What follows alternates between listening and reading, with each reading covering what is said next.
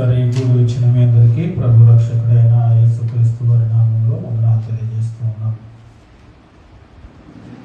నిన్న మనము 1,44,000 మందిని గురించి మనం చూసాము. 1,44,000 అనేటువంటిది అక్షరార్థమైనటువంటి ఒక సంఖ్య కాదని, 1,44,000 అనేటువంటిది 12 గోత్రాలు ఇజ్రాయేలీల గురించి తెలియజేస్తూ ఒక్కొక్క గోత్రానికి 12,000 మంది గురించి తెలియజేస్తాడనేటువంటి విషయాన్ని మనం గమనించడం జరిగింది.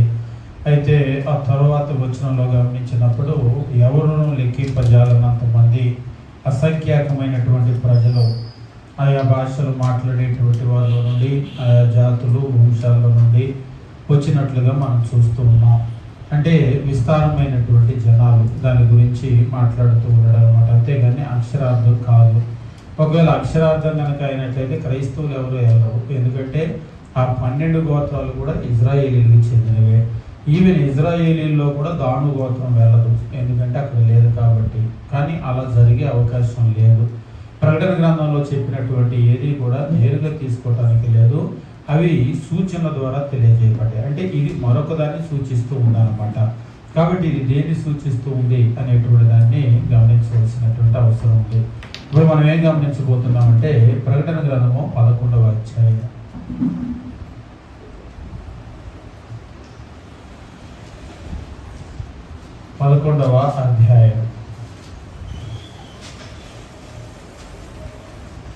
ప్రకటన గ్రంథము 11వ అధ్యాయం మనం గమనించేటప్పుడు ఇక్కడ ఒక ఆసక్తికరమైనటువంటి సన్నివేశం కనబడుతూ ఉంటుంది. అదేమిటంటే 11వ అధ్యాయము ప్రారంభంలో మీరు చూసినట్లయితే, మరియు ఒకడు చేతికర్ర వంటి కొలకర్ర నాకు ఇచ్చి, యోహాను చెప్తూ ఉన్నాడు, ఒకడు చేతికర్ర వంటి కొలకర్ర నాకు ఇచ్చి, నువ్వు లేచి దేవుని ఆలయాన్ని బలిపీఠాన్ని కొలత వేసి ఆలయంలో పూజించే వారిని లెక్కపెట్టు. అంటే ఆరాధించేటువంటి ఆరాధికులు ఎవరైతే ఉంటారో వాళ్ళని లెక్కించు. Rise and measure the temple of God, the altar and those who worship there. ఇక్కడ చెప్తూ ఉన్నాడు ఏమేమి లెక్కించాలంటే, measure the temple of God, దేవుని మందిరాన్ని లెక్కించు. The altar, బలిపీఠాన్ని లెక్కించు. మూడవది ఏమిటి అంటే, and those who worship there, అక్కడ ఎవరైతే ఆరాధిస్తూ ఉన్నారో ఆ ఆరాధికులను లెక్కించు. కాబట్టి ఇప్పుడు మామూలుగా మనము భౌతికంగా అయితే, భౌతికంగా ఇక్కడ కొలకర్ర అని చెప్పేసి అన్నాడు కదా, 11వ అధ్యాయం 1వ వచనంలో కొలకర్ర. ఈ కొలకర్ర అనేటువంటిది ఏంటంటే మెజరింగ్ రాడ్. దేన్నైనా సరే మనం లెక్క పెట్టాలి అంటే ఈ మెజరింగ్ రాడ్ అంటే కొలకర్రతో లెక్క పెడుతూ ఉంటారు. ఇవేళైతే టేప్ పట్టుకొని కొలుస్తూ ఉంటాం కదా, అలాగా కొలకర్రతో వాళ్ళు లెక్కించేటువంటి వాళ్ళు భౌతికంగా. అయితే ఇక్కడ ఏమని అంటున్నాడంటే, ఇది దేనికి సాదృశ్యము అంటే ఈ కొలకర్ర అనేటువంటిది లెక్కించుట. భౌతికంగా అయితే ఈ కొలకర్రతో లెక్కిస్తూ ఉంటారు. కానీ ఈ కొలకర్రతో ఏం లెక్కించమంటున్నాడంటే, దేవుని మందిరం లెక్కించు, బలిపీఠం లెక్కించు, తర్వాత ఆరాధికులు ఎవరైతే ఆరాధిస్తూ ఉన్నారో వాళ్ళని లెక్కించు. లెక్క అనేటువంటిది మనం ఎప్పుడు వేస్తాం? ఎప్పుడు లెక్కేసుకుంటాం? మీరు ఎప్పుడైనా సరే ఎప్పుడు లెక్కేస్తారు?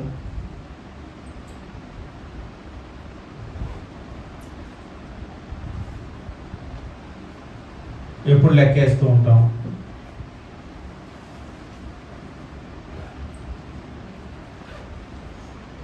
ఎప్పుడు లెక్కేస్తారో తెలియదు అసలు.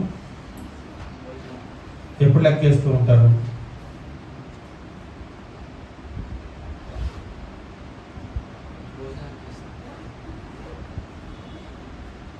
ఇప్పుడు అసలు ఇక్కడ వీటిని లెక్కేయాల్సినటువంటి పని ఏమిటి? కొందరు ఏం చేస్తూ ఉంటారంటే వీటిని భౌతికంగా తీసుకుంటూ ఉంటారు. కానీ చాలా విపరీతమైనటువంటి మహాశ్రమలు రాబోతూ ఉన్నాయి, లేదా శోధన రాబోతూ ఉంది.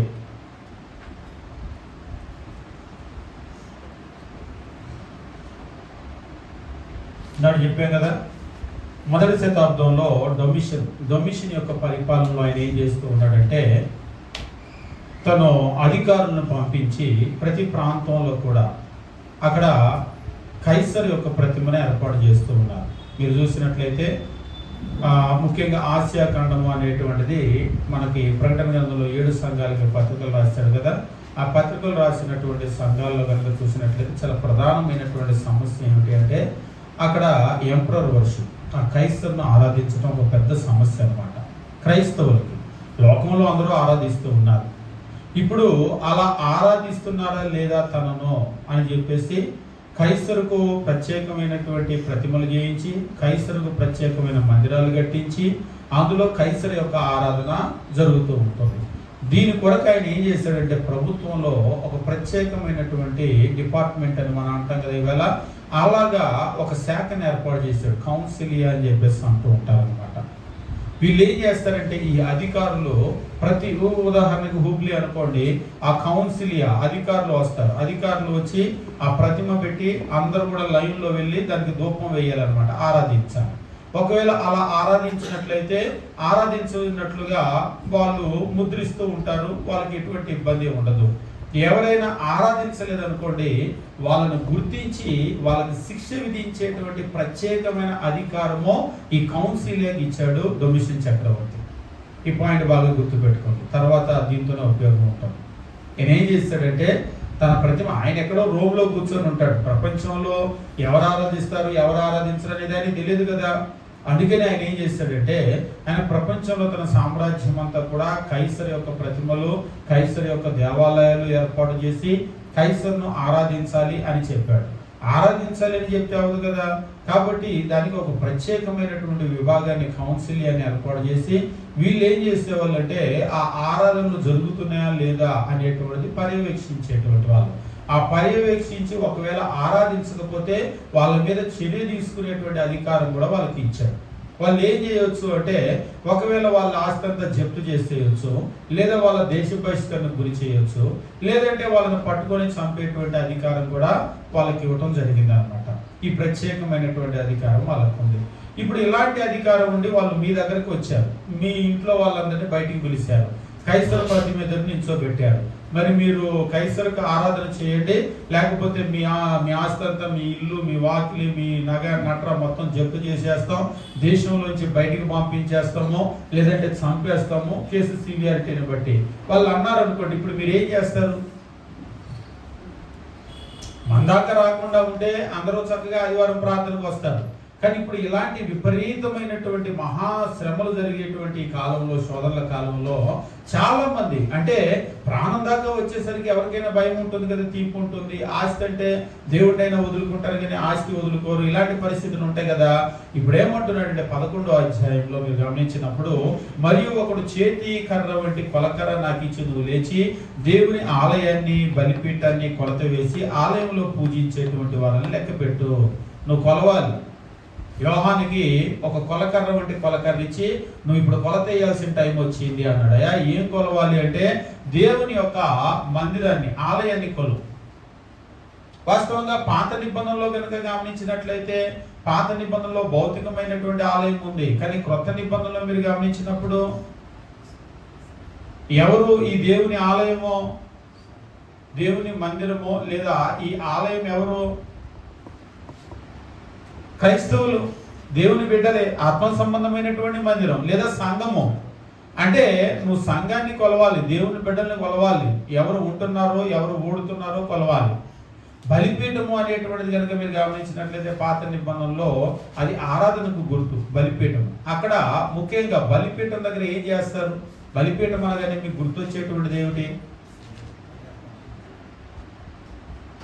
బలిపీఠం అనగానే మీకు గుర్తొచ్చేటువంటిది ఏమిటి? ఏం గుర్తొస్తుంది? బలి అర్పణ.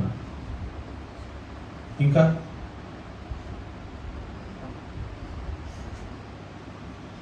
బలిపీఠం అంటే మీకు ఏం గుర్తొస్తుంది?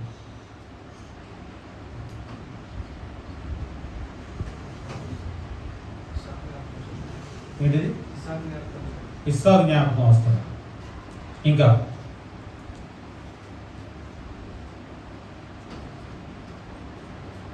ఏం జరుగుతుంది బలిపీఠం దగ్గర? పాత నిబంధనలో మందిరంలో చాలా ఉపకరణాలు ఉంటాయి.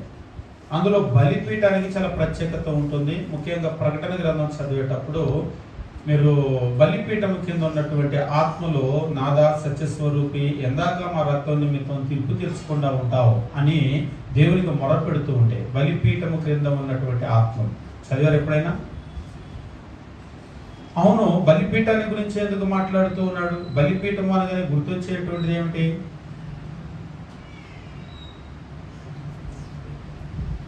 దగ్గర దాకా వచ్చారు కానీ పాయింట్ దగ్గర రాలేదు. బలిపీఠం దగ్గర ఆ జంతువులను తీసుకొని వచ్చి అక్కడ అర్పిస్తారు. అంటే వాటి ప్రాణ త్యాగం అక్కడ ఉంటుంది.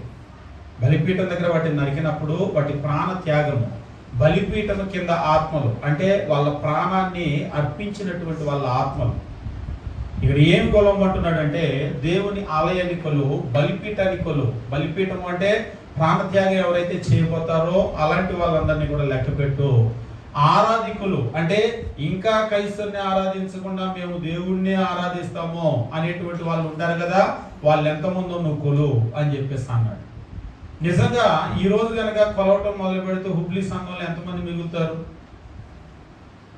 బలిపీఠానికి కొలువు, దేవుని కొరకు ప్రాణం ఇచ్చేటువంటి వాళ్ళు ఎంతమంది ఉన్నారు కొలువు అంటే ఇందాక 40 చెప్తున్నారు కదా, 40లో దేవుని కొరకు ప్రాణం ఇచ్చే వాళ్ళు ఎంతమంది అంటే నిజంగా ఎంతమంది తేలుతారు? 40లో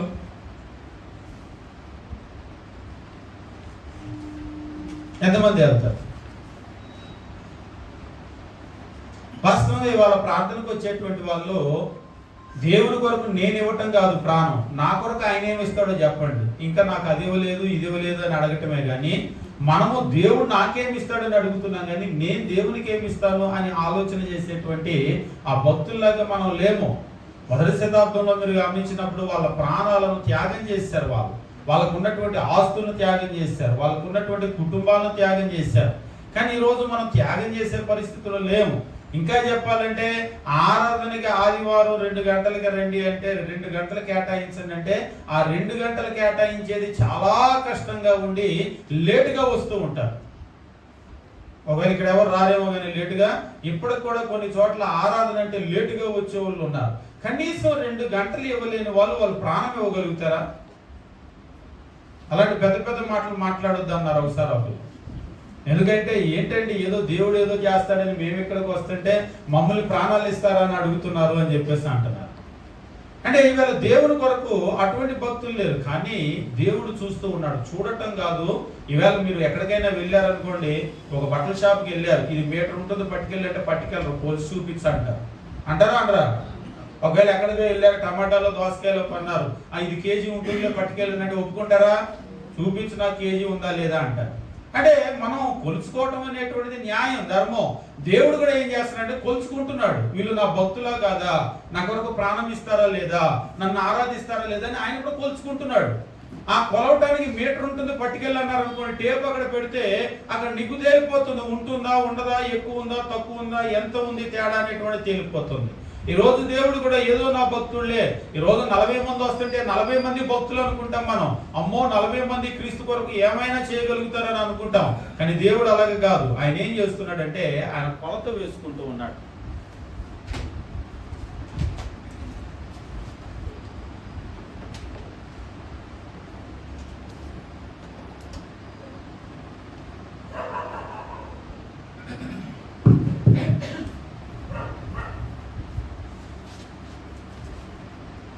దేవుడు ఆయన కొలత వేసుకుంటూ ఉన్నాడు. అదే యోహానికి కొలకర్ర వంటి ఒక కర్ర ఆయన చేతికి ఇచ్చి మళ్ళొకసారి 1వ వచనం మనం గమనించినప్పుడు, మరియు ఒకడు చేతి కర్ర వంటి కొలకర్ర నాకు ఇచ్చి నువ్వు లేచి అని అంటున్నాడు. నువ్వు లేచి దేవుని ఆలయాన్ని బలిపీఠాన్ని కొలత వేసి ఆలయంలో పూజించేటువంటి వారిని లెక్కపెట్టు. Rise and measure the temple of God, the altar and those who worship there. అక్కడికి వచ్చి ఆరాధించేటువంటి వాళ్ళు ఇంకెంతమంది ఉన్నారో, ప్రాణత్యాగం చేసే పరిస్థితిలో కూడా మేము కైసరికి ధూపం వేయం, ప్రాణం పోయినా ఆస్తి పోయినా దేశ బహిష్కరణకు గురైనా మేము దేవుని కొరకే నిలబడేటువంటి వాళ్ళమో అని ఇంకా ఎంతమంది ఉన్నారో వాళ్ళని లెక్కపెట్టు అని చెప్పేసి అన్నారు. 2వ వచనమో ఆలయానికి వెలుపట ఆవరణమో కొలత వేగి విడిచిపెట్టాయి. ఇక్కడ మీరు గమనించినప్పుడు 2 విషయాలు ఉన్నాయి. ఇక్కడ ఆలయమో అని చెప్పేసి అన్నాడు కదా, ఆలయమో ఆలయము అనేటువంటి మాట మీకు ఆంగ్లంలో టెంపుల్ అని చెప్పేసి అన్నారు.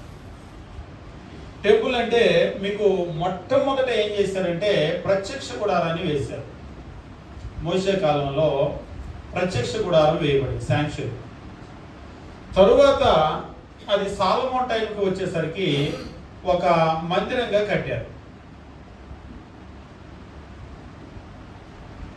జ్ఞాపకం ఉంది కదా, అక్కడికి మనం వెళ్ళాల్సిన అవసరం ఏం లేదు కదా. ఫస్ట్ గుడారం వేశారు, తరువాత మందిరాన్ని కట్టారు.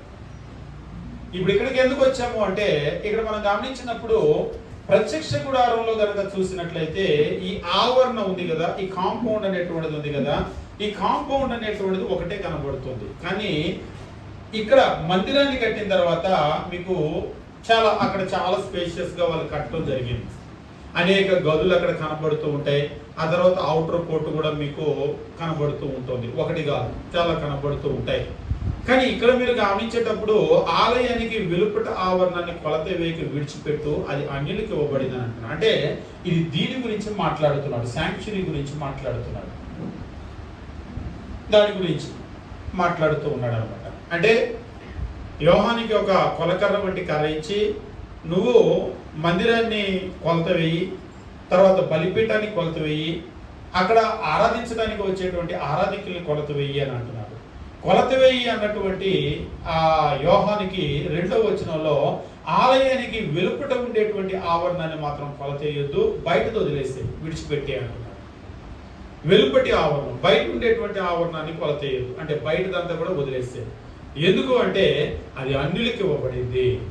వారు 42 నెలలు పరిశుద్ధ పట్టణాన్ని కాళ్ళతో త్రొక్కుతారు. 42 నెలలు. నెలకి ఎన్ని రోజులు ఉంటాయి?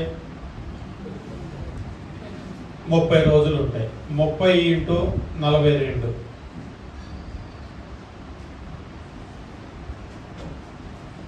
30 × 42 ఎంత?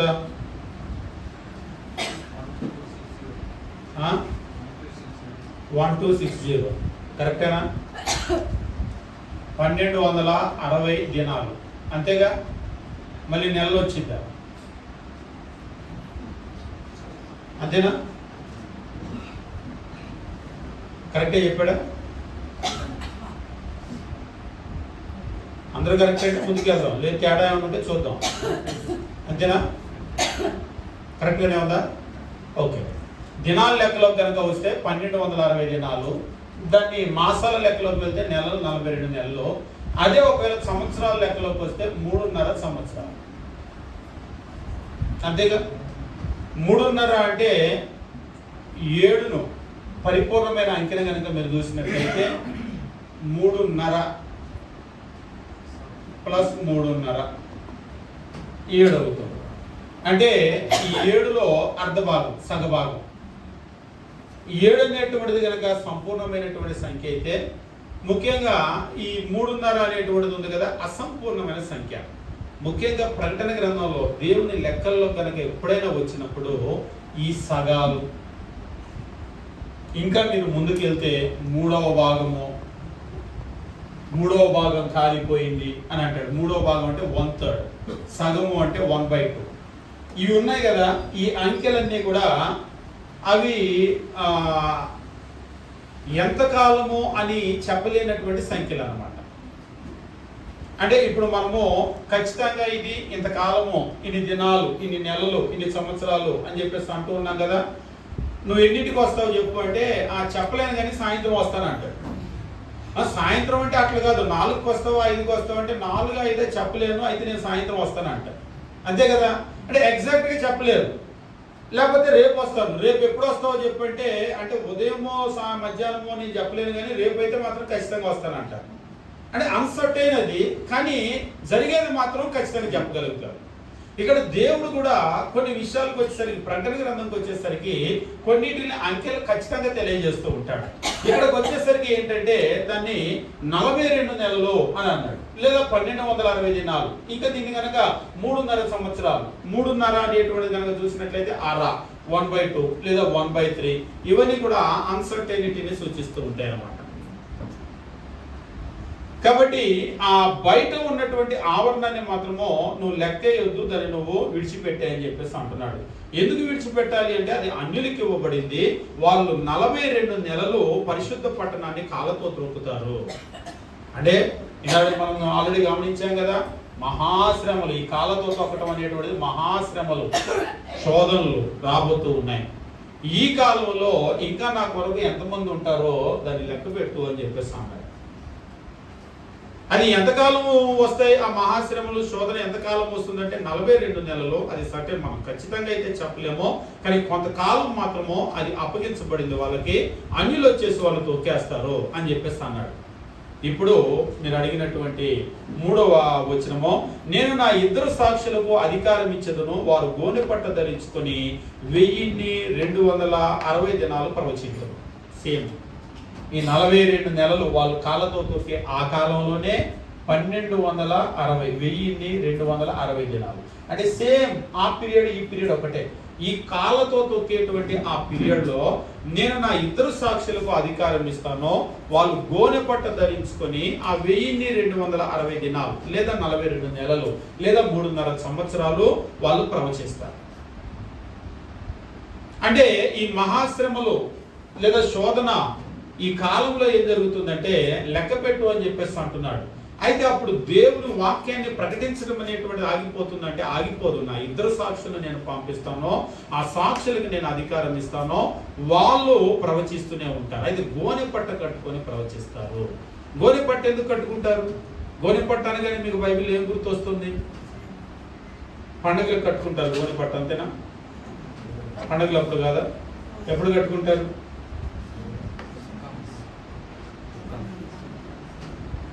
ఇవాళ జీన్ ప్యాంట్లు వేస్తూ ఉంటారు, బాగా స్టైల్ అయ్యి, ఖరీదు కూడా ఉంటాయి అన్న. ఒక రకంగా గోనె పట్టలు అనేది మందంగా ఉంటుంది అది, అంతే కదా? మీకు ఎప్పుడైనా సరే మనుషులు, అంటే మీకు ఎట్లా చెప్తే బాగా అర్థం అవుతుంది, చిన్న పిల్లలు ఉంటారు కదా, పుట్టిన పిల్లలు, పాలు తాగే పిల్లలు, వాళ్ళకి జీన్స్ వేస్తారా? బట్టలు వేయరా? ఎందుకు వేయరు? చలి రాకుండా చక్కగా వెచ్చగా ఉంటుంది కదా మందంగా, ఎందుకు వేయరు అవి?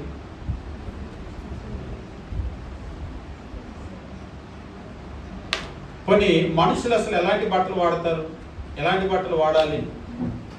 మీకు చిన్న పిల్లలు కనుక చూసినట్లయితే వాళ్ళ చర్మం చాలా మృదువుగా ఉంటుంది, పెద్దయిన తర్వాత కొంచెం కరుగ్గా మారుతుంది, కానీ అందుకనే వాళ్ళకి చాలా మెత్తటి బట్టలు వేస్తూ ఉంటారు. చాలా చిన్న పిల్లలకి చేసేవన్నీ కూడా చాలా మెత్తగా ఉంటాయి అన్నమాట. ఏమాత్రమైనా సరే ఆ వస్త్రంలో కనుక కరుకుదనం ఉంటే, అంటే అది కొంచెము మందంగా ఉంటే వెంటనే ఆ చర్మం మీద ర్యాషెస్ వచ్చేస్తాయి. అంటే ఆ చర్మాన్ని అలాగా అది తడిమినప్పుడు ఏమవుతుందంటే అక్కడ ర్యాషెస్ వచ్చేస్తూ ఉంటాయి. అందుకనే మనుషులు వాడేటువంటిది ఏం చేస్తూ ఉంటారంటే, మనుషులు అదే మీరు బరిగొడ్ల చర్మం చూడండి, ఎట్లా ఉండదు, వాడి చర్మం ఎలా ఉంటుంది? వాడి చర్మం మందంగా ఉంటుంది.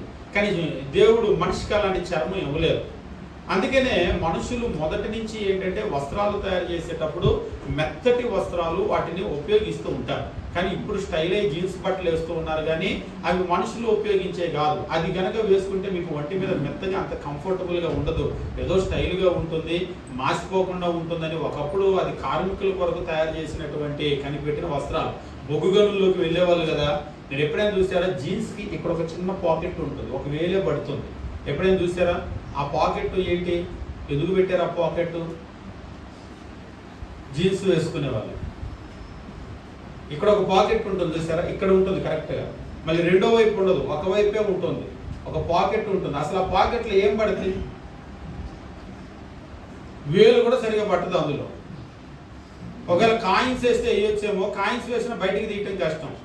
ఆ బొగ్గు గనుల్లోకి వెళ్ళే వాళ్ళు ఏం చేస్తారంటే వాచ్లు పెట్టుకోరు, టైం ఎంత అయిందో ఆ వాచ్ క్లాక్ ఉంటుంది కదా, గాంధీ తాత కనుక బొడ్లో దోపుకుంటాడు కదా, అట్లా ఆ క్లాక్ ఏం చేసేవాళ్ళు అంటే ఇందులో పెట్టుకునేవాళ్ళు, టైం చూసుకోవటానికి వీలుగా దాన్ని లాక్కునేవాళ్ళు. ఆ బొగ్గు గనుల్లోకి వెళ్ళినప్పుడు ఈ పాకెట్ వాళ్ళ కొరకు డిజైన్ చేసింది. ఇక ఆ స్టైల్ అలాగనే వెళ్తుంది కదా, ఇక్కడ పాకెట్ వస్తూ ఉంది, చేతికి వాచ్ ఉన్నా కానీ ఇక్కడ పాకెట్ ఉంటుంది. అందులో ఇప్పుడు క్లాక్ ఎవరు కూడా పెట్టరు, కాకపోతే అది అట్లా వెళ్ళిపోతూ ఉంది. అవి మన కొరకు డిజైన్ చేసినవి కాదు. వాస్తవంగా మనుషులు మీరు పూర్వకాలం నుంచి కూడా చూసినప్పుడు వస్త్రాలు మృదువైనటువంటి వస్త్రాలు వేసుకుంటూ ఉంటారు. మీకు ఇవాళ బట్టల కొట్టు కూడా వెళ్తే ఆ వస్త్రం యొక్క క్వాలిటీ ఎంత మృదువుగా ఉంటుందో దాని ధర అంత ఎక్కువగా ఉంటుంది. వస్త్రం యొక్క క్వాలిటీ లెనిన్ అని చెప్పేసి అంటూ ఉంటారు కదా, ఎంత మృదువుగా పల్స్గా ఉంటుందో, మనిషి చర్మానికి సౌకర్యంగా ఉంటుందో అది అంత ధరగా ఉంటుంది. అయితే మనుషులు ఎప్పుడైనా వాళ్ళకి దుఃఖం కలిగినప్పుడు, బాధ కలిగినప్పుడు, లేదా ఎవరైనా చనిపోయినప్పుడు వాళ్ళ ఒంటి మీద ఉన్నటువంటి వస్త్రాలు చింపి వేయటమో తీసివేయటమో తీసేసి వాళ్ళు ఈ గోనె పట్ట ధరించుకునేవాళ్ళు, బూడిద పోసుకునేవాళ్ళు. అంటే ఈ గోనె ధరించుకోవటము, బూడిద పోసుకోవటము ఇదంతా కూడా దుఃఖానికి గుర్తనమాట. మీరు బైబిల్లో చూసినప్పుడు భక్తుల యొక్క జీవితాల్లో కూడా మనం చూస్తూ ఉంటాం గోనెను ధరించుకోవటం అనేటువంటిది.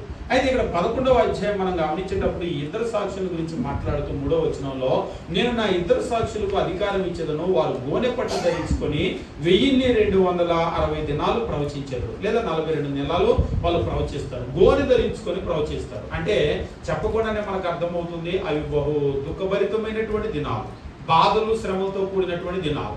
ఆల్రెడీ మనం రాసాం, చాలా మహాశ్రమలు అక్కడ శోధనలు రాబోతూ ఉన్నాయి.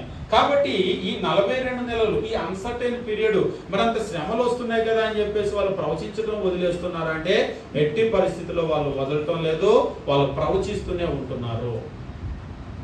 అయితే ఆ ప్రవచించేటువంటి దినాలు చాలా దుఃఖభరితంగా ఉంటాయి. దానికి గుర్తు ఏమిటి అంటే ప్రకటన సూచనల ద్వారా వ్రాయబడింది. కాబట్టి ఇక్కడ గోనె పట్ట అంటే నిజం గోనె పట్ట కాదు, అది దుఃఖానికి గుర్తు.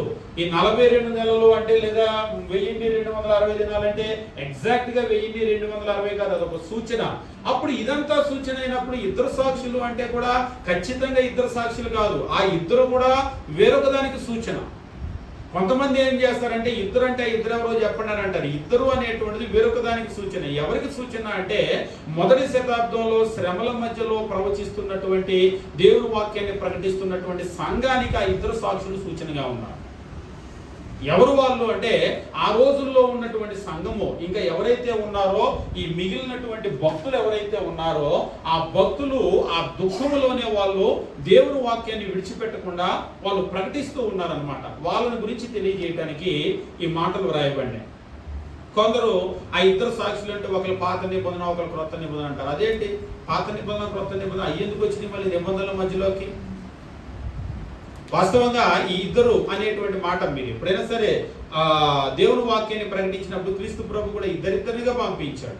కాబట్టి ఈ ఇద్దరు అనేటువంటి మాట ఎప్పుడైనా సరే దేవుని వాక్యాన్ని ప్రకటించేటువంటి ఆ సంఘానికి గుర్తుగా తెలియజేస్తూ ఉన్నాడు.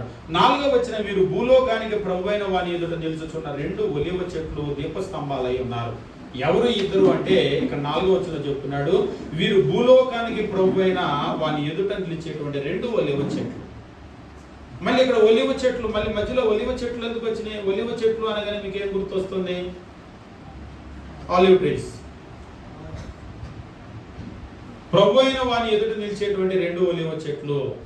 అవును, దేవుని ఎదుట ఒలివ చెట్లు నిల్చుంటాయా? ఒకసారి మళ్ళీ పాత నిబంధనలకు వెళ్ళిపోండి. ఒలివ చెట్లు మీకు ఎక్కడ వస్తాయి? ఎక్కడైనా చదివిన గుర్తొస్తుందా ఒలివ చెట్లు? ఎక్కడ? నోవాహు. ఇక్కడ నోవా దగ్గరికి వెళ్ళదు. దేవుడు, దేవుని మందిరము, దేవుని ఎదుట నిలుచుచున్న దానికి రిలేటెడ్ గా మాట్లాడాడు. ఎవరు ఇద్దరు అంటే వీరు భూలోకానికి ప్రభువైన వాని ఎదుట నిలిచేటువంటి 2 ఒలీవ చెట్లు.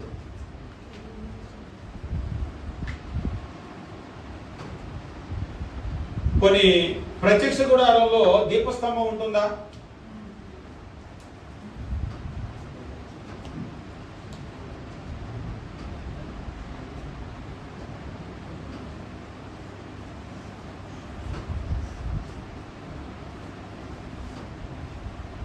దీపస్తంభము ఉంటుంది కదా.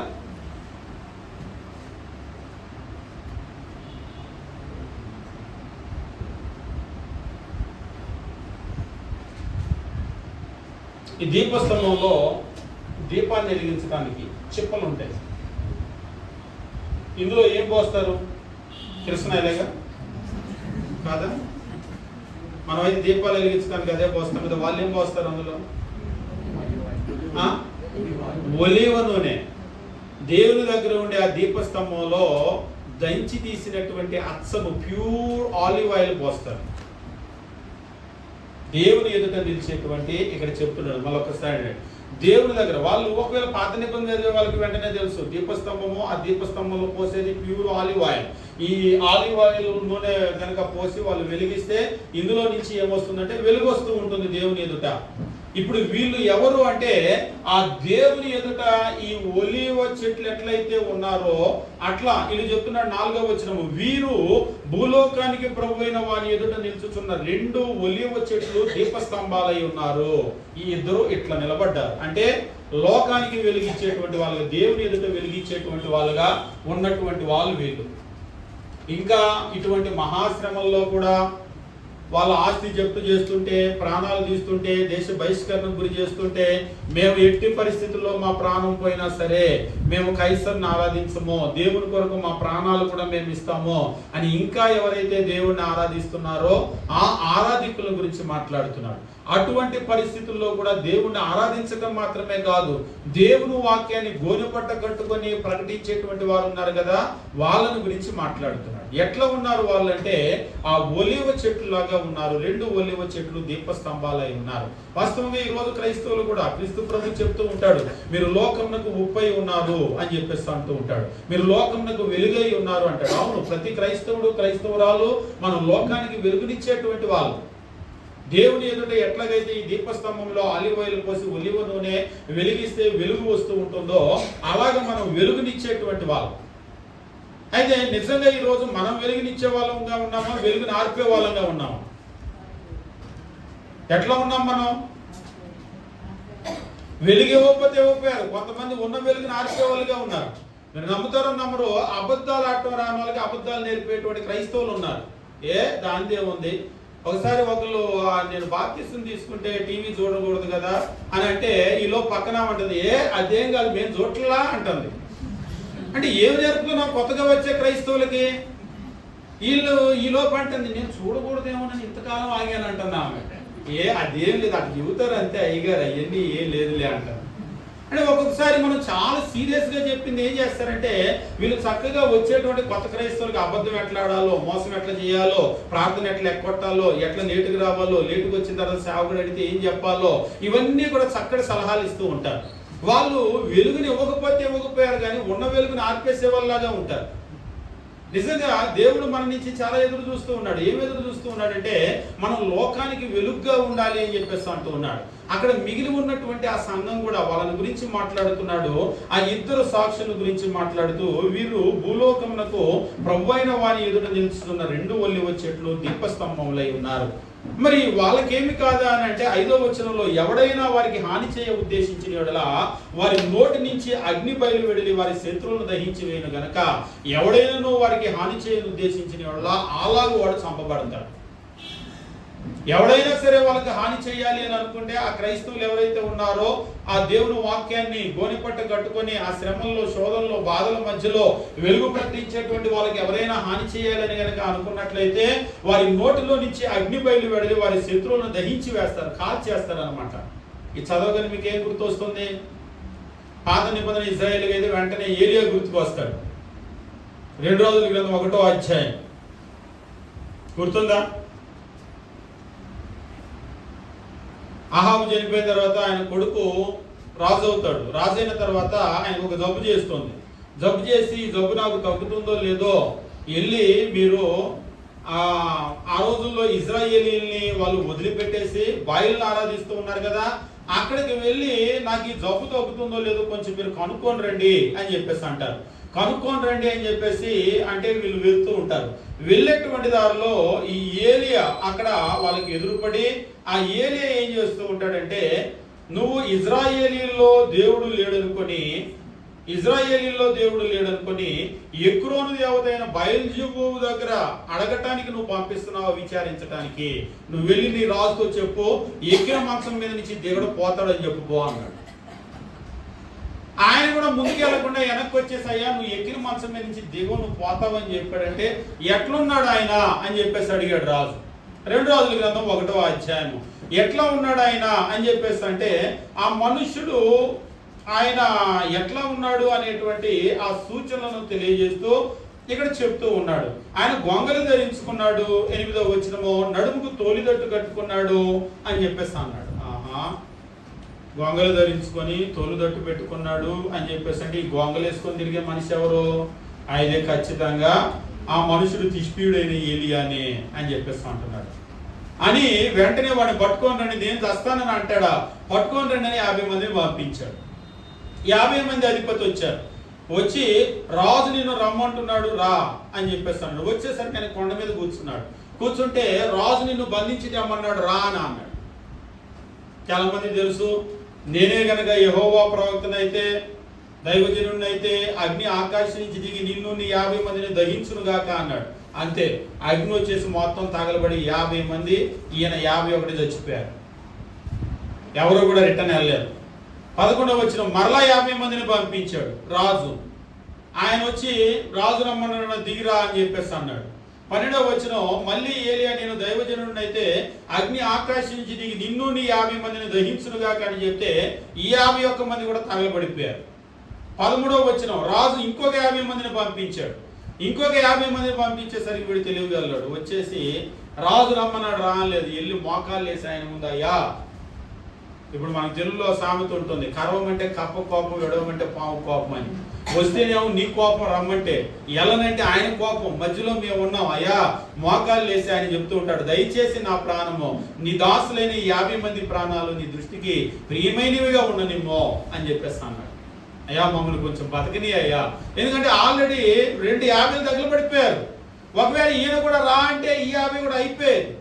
కాబట్టి ఇజ్రాయేలీలందరికీ కూడా అది బాగా తెలుసు, ఏలియా అంటే ఏంటో తెలుసు, ఆయనకి కోపం వస్తే ఏం జరుగుతుందో తెలుసు దైవజనులకి. ఇది దృష్టిలో పెట్టుకొని ఇప్పుడు మీరు 11వ అధ్యాయం ప్రకటన గ్రంథం దగ్గరికి రండి. ప్రకటన గ్రంథము 11వ అధ్యాయము మనం గమనించినప్పుడు మరి ఇక్కడ దేవుని వాక్యాన్ని ఇలాంటి కఠినమైనటువంటి పరిస్థితుల్లో వాళ్ళు ప్రకటన చేస్తూ ఉన్నారు కదా, మరి వీళ్ళకేమి జరగదా అని చెప్పేసి అంటే ఇక్కడ చెప్తూ ఉన్నాడు 5వ వచనంలో, ఎవడైనా వారికి హాని చేయ ఉద్దేశించిన వాళ్ళ వారి నోటి నుండి అగ్ని బయలు వెడలి వారి శత్రువును దహించి వేయను గనక ఎవడైనా వారికి హాని చేయ ఉద్దేశించిన వాళ్ళ అలాగూ చంపబడవలెను. అయితే ఏలియా దింపినట్టుగా లిటరల్ గా అగ్ని అయితే దింపలేదు క్రైస్తవులు ఎక్కడ. అయితే దేవుడు వారి పక్షంగా జోక్యం చేసుకుంటున్నాడు. మనం చూస్తూ ఉన్నాం, వచ్చే వరదలు కావచ్చు, లేకపోతే భూకంపాలు కావచ్చు, లేకపోతే అగ్ని దహించి వేయటం కావచ్చు. ఇప్పుడు మీరు చాలా దేశాల్లో కారు చిచ్చులు, అడవులు తగలబడిపోతున్నాయి చూస్తున్నారా? దేశాలు ఎక్కడి నుంచి వస్తున్నారు, ఎవరు పెడుతున్నారు ఆ చిచ్చు అంతా? మన ఎవరు అడిగారు, ఎవరండి అగ్గిపుల్లలు గీసేది ఇదంతా అని? ఫ్రాన్స్లో అగ్గిపుల్లలు ఎవడు గీసాడు, అమెరికాలో అగ్గిపుల్లలు ఎవడు గీసాడు? ఎవడు గీయడు. ఎండలు బాగా వచ్చినప్పుడు ఎండిపోయినటువంటి ఆ కట్టెల్లో అవి ఆటోమేటిక్గా అగ్గి అనేటువంటిది రాసుకుంటూ ఉంటుంది. లేదా మనకి బాగా వేడి కనుక ఉందనుకోండి, ఆ వేడికి ఏమవుతాయి అంటే, మీరు ఇప్పుడంటే అగ్గిపుల్ల కానీ లైటర్ కానీ ఒకప్పుడు నిప్పును ముట్టించాలి అంటే చెక్క మీద వేసి ఇలాగ రుద్దేవారు. రుద్దినప్పుడు ఆ వేడికి ఏమవుతుందంటే నిప్పు పుట్టేది.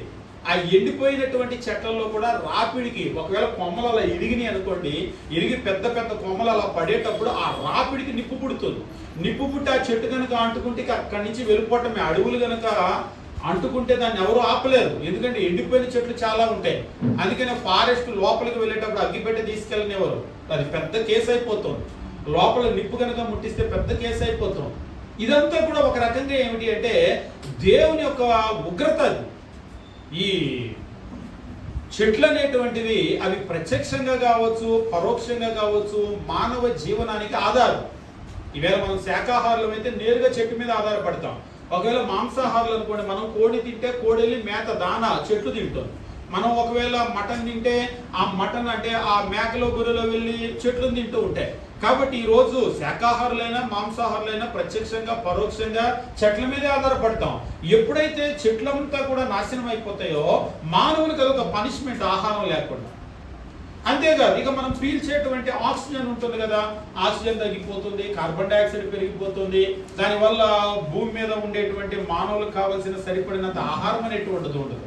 కాబట్టి దేవుడు ఏం చేస్తున్నాడంటే, దేవుడు మీరు ప్రకటన గ్రంథంలో చదివేటప్పుడు ఆయన చెట్లలో 3వ భాగం అంతా కూడా తగలబడిపోయేటట్టుగా చేస్తాడు. భూమి మీద విపరీతమైనటువంటి నష్టం. ఈ రోజు కూడా చూస్తూ ఉంటే నిజంగా అడవులు కాలిపోతూ ఉంటే ఎంత నష్టమో దేశాలు. ఇక్కడ మీరు కనుక గమనించినట్లయితే దేవుడు అంటే క్రైస్తవులు నేరుగా అయితే వాళ్ళు నోట్లో నుంచి అగ్ని దింపో లేకపోతే ఏలియాలాగా పైనుంచి అగ్ని దింపో వాళ్ళని తగలబెట్టలేదు, కానీ దేవుడు వాళ్ళ తరపున జోక్యం చేసుకుంటాడు. వాళ్ళకి ఎవరు ఏ హాని చేయకుండా దేవుడు వాళ్ళని కాపాడతాడు. ఇది ముఖ్యమైన విషయం. కాబట్టి దేవుని ఆరాధికులు ఎవరైతే ఉన్నారో ఆ ఆరాధికులను ఆయన కొలత వేయమని చెప్పేసి అంటూ ఉన్నాడు. మిగిలారా అంటే ఇంకా మిగిలారు. వాళ్ళు గోనె పట్టు కట్టుకొని మరి పారిపోయారంటే పారిపోలేదు, వాళ్ళు ప్రకటిస్తూనే ఉన్నారు. ఆ ప్రకటించేటువంటి వాళ్ళకి ఏమి అవ్వదా అంటే దేవుడు వాళ్ళ తరపున వాళ్ళకి కాపుదలను అనేటువంటిది ఏర్పాటు చేశాడు. 6వ వచనము, తాము ప్రవచించే దినాలు వర్షం కురవకుండా ఆకాశాన్ని మూయటానికి వాళ్ళకి అధికారం ఉంది. మరలా ఏలియా గుర్తుకొస్తాడు. ఆహాబు యెజెబెలు కాలంలో వీళ్ళకి వర్షం ఇవ్వద్దు అని చెప్పేసి వర్షాన్ని ఆపేస్తాడు, ప్రార్థన చేసి జ్ఞాపకం ఉందా? కాబట్టి భూమి మీద వర్షాలు ఆగిపోతూ ఉంటాయి. అప్పుడప్పుడు అంటూ ఉంటారు వర్షాలు కురవకపోతే భూమి మీద చాలా పాపం ఎక్కువైపోయింది, అందుకే దేవుడు వర్షాలు ఇవ్వట్లేదని అంటూ ఉంటారు కదా, నిజమది. కాబట్టి ఇక్కడ మీరు కనుక గమనించినట్లయితే భూమి మీద వర్షం కురవకుండా ఆకాశాన్ని మూయటానికి వాళ్ళకి అధికారం ఉంది. మరియు వారికి ఇష్టమైనప్పుడల్లా నీళ్ళని రక్తంగా చేయటానికి, నానా విధములైన తెగులతో భూమి బాధించడానికి వాళ్ళకి అధికారం కలిగి ఉంది. మరలా ఇదంతా కూడా మీరు గమనించినప్పుడు నిర్గమాకాండం ఐగుప్తులో నీళ్ళను రక్తంగా మార్చి, ఇవన్నీ కూడా జరిగినటువంటి కార్యాలే. అంటే దేవునికి వ్యతిరేకంగా ఎప్పుడైతే ఫారో వచ్చాడో, లేదా దేవునికి వ్యతిరేకంగా ఎప్పుడైతే లోకంలో ఉన్నటువంటి ఆహాబు కానీ యెజెబెలు కానీ ఈ మానవ రాజ్యాలు మనుషులు లేచినప్పుడు ఇలాంటివన్నీ కూడా బైబిల్లో జరిగినాయి. ఇప్పుడు రోమా సామ్రాజ్యం లేస్తే కూడా సేమ్ అదే రిపీట్ అవుతుంది, చరిత్ర మరలా అదే రిపీట్ అవుతుంది. కాకపోతే అప్పుడులాగా మోసేలాగా నీళ్ళ రక్తంగా నేరుగా చేయకపోవచ్చు, ఏలియాలాగా నేరుగా ఆకాశం నుంచి దింపకపోవచ్చు, కానీ క్రైస్తవుల తరపున దేవుడు ఏం చేస్తూ ఉన్నాడంటే ఆకాశం నుంచి ఆయనే అగ్ని దింపి అడవులని తగలబెట్టేస్తూ ఉన్నాడు, ఆయనే నీళ్ళని ఎండిపోజేస్తూ ఉన్నాడు. కాబట్టి ఈ విపత్తులన్నీ కూడా జరుగుతాయి అనేటువంటి దాన్ని తెలియజేశారు. మీరు ప్రకటన గ్రంథం అంటే మీరు అడిగిన ప్రశ్నల్లో లేదు, కానీ ప్రకటన గ్రంథంలో మొట్టమొదట 5వ అధ్యాయంలో ఒక పుస్తకం, దానికి 7 ముద్రలు వేయబడతాయి. ఆ 7 ముద్రలు విప్పటం, 7 ముద్రలు విప్పిన తర్వాత 7 బోర్లు ఉంటాయి. ఆ 7 బోర్లు ఊదటము, 7వ బోర ఊదిన తర్వాత 7 ఉగ్రత పాత్రలు ఉంటాయి. ఇది ముఖ్యమైనటువంటిది అనమాట. క్లైమాక్స్ వస్తుంది కదా. ఆ ఉగ్రత పాత్రలను ఆ రోమా సామ్రాజ్యం మీద కొమ్మరిస్తారు. 1, 2, 3, 4 అవి కొమ్మరించినప్పుడు మొత్తం అల్లకల్లోలం అయిపోతుంది ప్రపంచం. వాటిని కనుక మీరు చదివితే ఈ విషయాలన్నీ కూడా అర్థమవుతాయి అన్నమాట. కాబట్టి దేవుడు తన ప్రజల తరపున ఎలాగ కార్యాలు చేస్తూ ఉన్నాడు అనేటువంటి విషయం. 7వ వచనం, వారు సాక్ష్యం చెప్పడం ముగించగానే, అంటే ఈ 1260 దినాలు ఉంది కదా కన్సల్టెంట్ పీరియడ్, వాళ్ళు సాక్ష్యం చెప్తారు. సాక్ష్యం చెప్పడం ముగించగానే అగాధంలో నుంచి వచ్చే క్రూర మృగం వారితో యుద్ధం చేసి జయించి వాళ్ళని చంపేస్తుంది. ఇద్దరు సాక్షులు, పాత నిబంధన కొత్త నిబంధన అయితే ఇద్దరు చచ్చిపోవాలి. అది అట్లా పాత నిబంధన కొత్త నిబంధన కాదది. అది దేవుడి బిడ్డల గురించి, సంఘాన్ని గురించి మాట్లాడుతున్నాం. అయితే ఈ చావు అనేటువంటిది వారి యొక్క శాశ్వతమైన విజయం కాదు. లోకం అంటే ఎవరిని గురించి మాట్లాడుతూ ఉన్నాడంటే, ఇది ఎవరైతే వీళ్ళ శత్రువులు ఉన్నారో ఆ క్రూర మృగం, అగాధంలో నుంచి వచ్చేటువంటి క్రూర మృగం వాళ్ళతోటి యుద్ధం చేసి వారిని జయించి వాళ్ళని చంపేస్తూ ఉంది. 8వ వచనం, వారి శవాలు ఆ మహాపట్టణపు సంత వీధిలో పడి ఉంటాయి. వానికి ఉపమాన రూపంగా సొదొమ అని ఐగుప్తు అని పేరు. సొదొమ భక్తిహీనత, ఐగుప్తు భక్తిహీనత, అంతే కదా. అంటే ఉపమాన రీతిగా అట్లున్నారన్నమాట ఈ జనాలందరూ కూడా. అచ్చట వారి ప్రభు కూడా సిలువ వేయబడ్డాడు. ప్రభు సిలువ వేయబడింది యెరూషలేములో, అంతేగాని సొదొమలో కాదు, ఐగుప్తులో కాదు. అంటే సొదొమ, ఐగుప్తు, ప్రభు సిలువ వేయబట్టము ఇదంతా చూసినప్పుడు వీళ్ళందరూ కూడా భక్తిహీనులే.